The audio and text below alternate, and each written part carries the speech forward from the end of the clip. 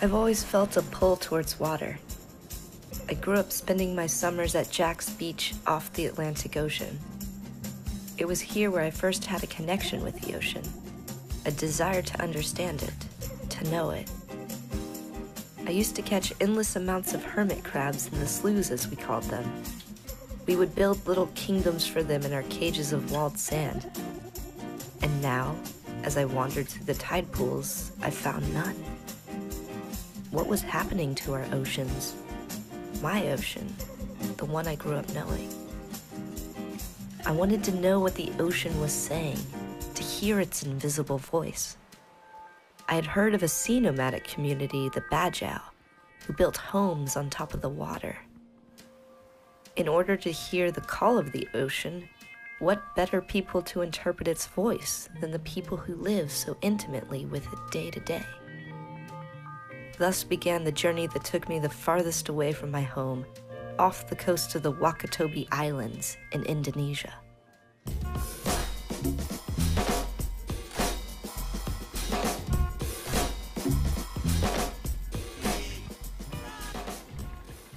After 2 days of traveling from Makassar to Wangi-Wangi, I was on a 2-hour boat ride to get to Sempella.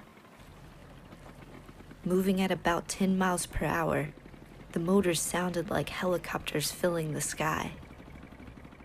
I wondered what awaited me beyond these waters. I had arrived to Sempella, the village on the sea. It was unlike anything I had ever seen or experienced before. Sempella is located in Indonesia, off the Wakatobi Islands. I stepped onto the unifying boardwalk and was greeted with a splash.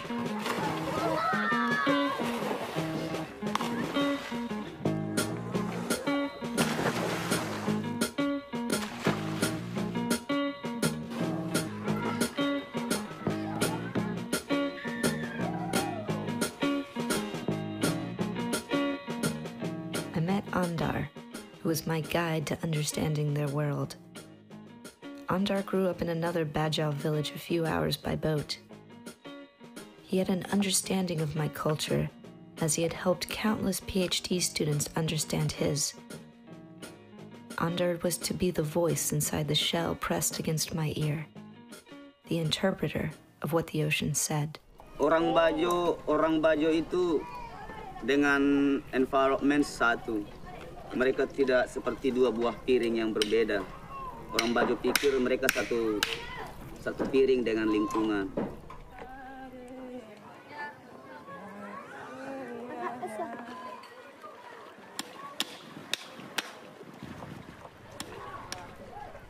Mereka berkelompok. Jadi ada kelompok yang selalu mencari di sekitar Hoga. Ya, itu yang menjadi masyarakat sampai sekarang. There are records showing the Bajau coming to the area of Sempella for the past 300 years in boats. It was a stopping ground on their way to trade goods of the sea to kingdoms throughout Southeast Asia.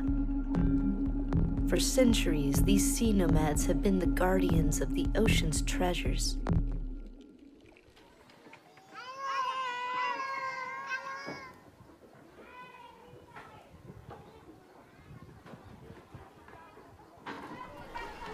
Jadi mereka memilih tempat-tempat yang di sekitar situ ada air tawar, ada petani yang bisa mereka barter ikan dengan makanan. Sekarang sudah ada sekitar 1.700-an yang terregistrasi.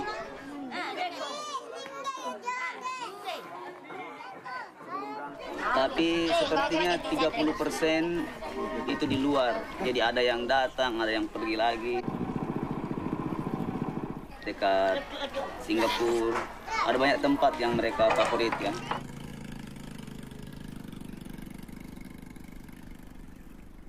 Sekolah di Sempella itu baru.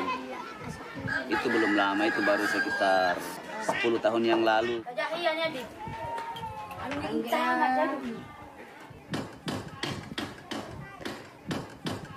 usia kelas 1, 2, 3 sampai kelas 5 itu usia anak-anak Bajau punya karakter itu kan sukanya mau di laut ya.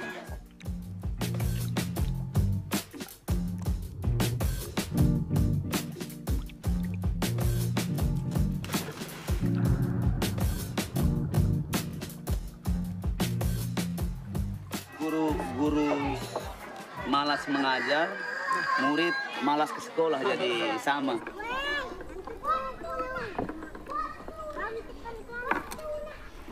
Yang pertama memang harus mindset laut itu dulu yang harus dimiliki untuk bisa mengerti Bajau.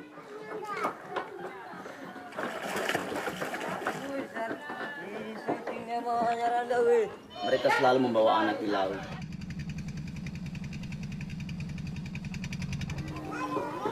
Perbincangan di dalam rumah, di saat makan, di saat mereka rileks bersama keluarga, ada banyak cerita yang diajarkan kepada anak. As much as they want to send their children to school to get good jobs, families pass on understanding of the sea through experience. The Bajau use one of the oldest methods of sharing knowledge. They tell stories. Jadi mereka mengajarkan mangrove, situasi seagrass, bagaimana bulan, matahari, tidal.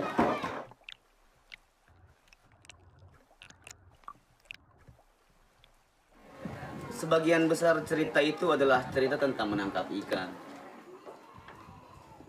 Masih kecil sudah belajar memancing sardin.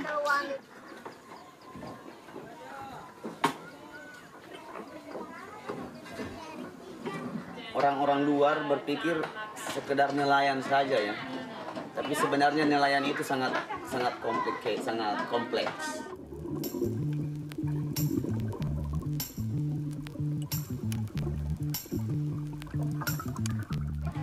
Mereka seperti pakai dayung, paddle, dia bisa tahu ada banyak ikan apa di bawah.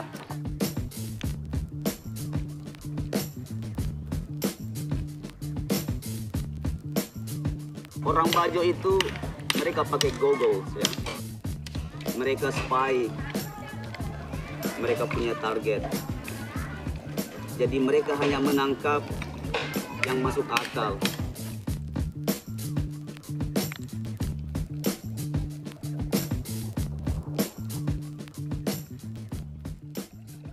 Dia tidak seperti nelayan modern. Di nelayan modern mereka hanya membuang jaring, mereka hanya melihat hasil tangkapan ya. Bajau tidak, Bajau lebih pakai mata langsung dengan ekosistem. What was happening to the ecosystem below the surface?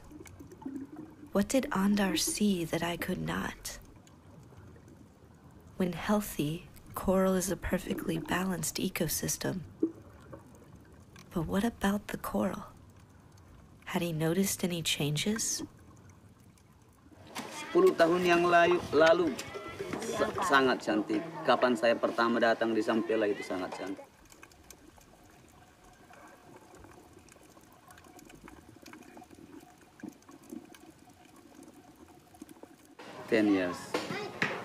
In 10 years,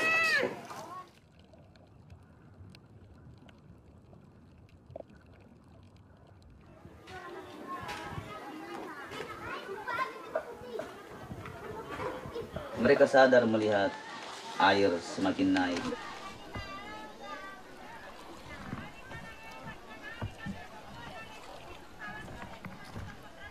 Di zaman dulu ikan banyak.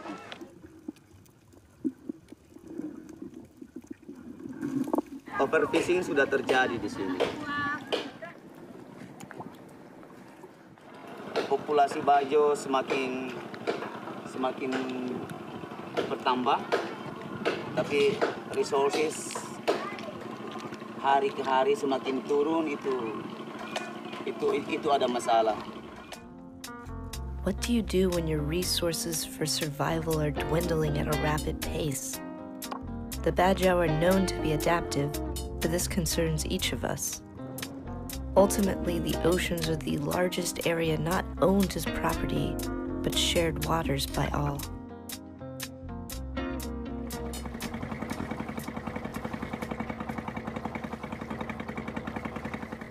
Ada banyak orang pakai pestisida, ada racun, deterjen, ada banyak hal yang bisa membuat laut merasa sakit.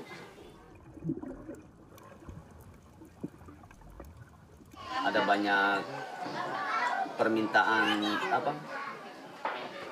ada beberapa jenis-jenis sumber daya laut yang sudah mulai berkurang, tapi terlalu banyak permintaan. There, he has it. It is the demands on the ocean. And what exactly is driving these demands that are deteriorating our oceans at a rapid rate? Just for money. Yeah. Money. To have our desires met whenever we want them come at a cost. A cost on the sea. We are putting pressure on the ocean. Just as a rubber band expands when pulled, it collapses eventually. Our actions can be felt as ripples around the world, even to the Bajau.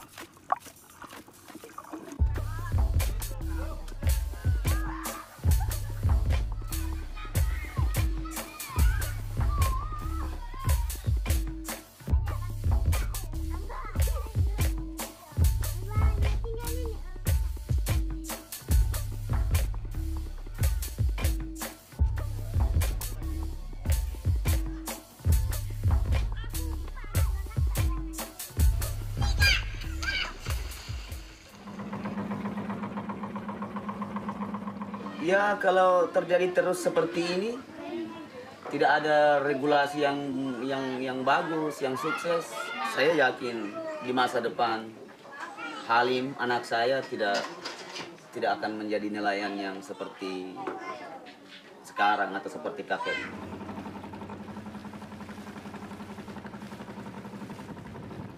Akan jadi kehidupan Bajau yang melaut itu hanya di dalam story saja, di dalam cerita. To no longer have life in the ocean would be one of the most heartbreaking stories. I don't want that to be our story to tell.